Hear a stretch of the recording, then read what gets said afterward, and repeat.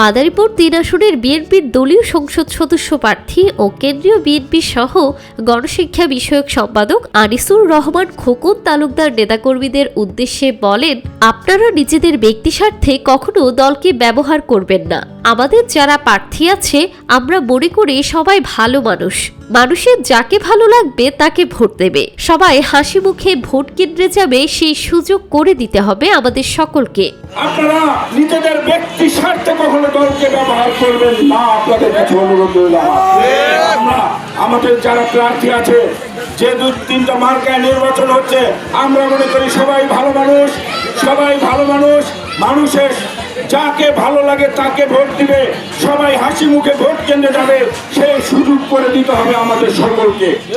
সোমবার বিকেলে মাদারীপুর সদর উপজেলা ঝাউদি ইউনিয়নের তালতলা বাজার থেকে নির্বাচনী প্রচারণা ও ধানের শীষের মিছিল শুরু করে মাদ্রা বাজারে গিয়ে শেষ হয় এবং সেখানে সংক্ষিপ্ত বক্তব্যে তিনি এসব কথা বলেন। আনিসুর রহমান খোকন তালুকদার নেতাকর্মীদের আরও বলেন, আপনাদের কাছে অনুরোধ থাকবে আপনারা মাঠে ঘাটে মানুষের হাতে ধরে বুকে জড়িয়ে ধরে ভালোবাসা দিয়ে মানুষের মন জয় করবেন, তাহলে ইনশাল্লাহ দেখবেন ধানের শীষের বাক্স ভোটে ভরে গেছে।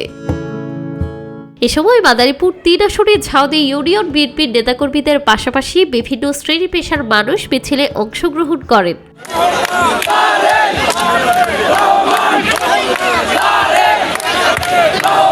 জান্নাতুল তাহসিন, ডেস্ক রিপোর্ট, সকালবেলা।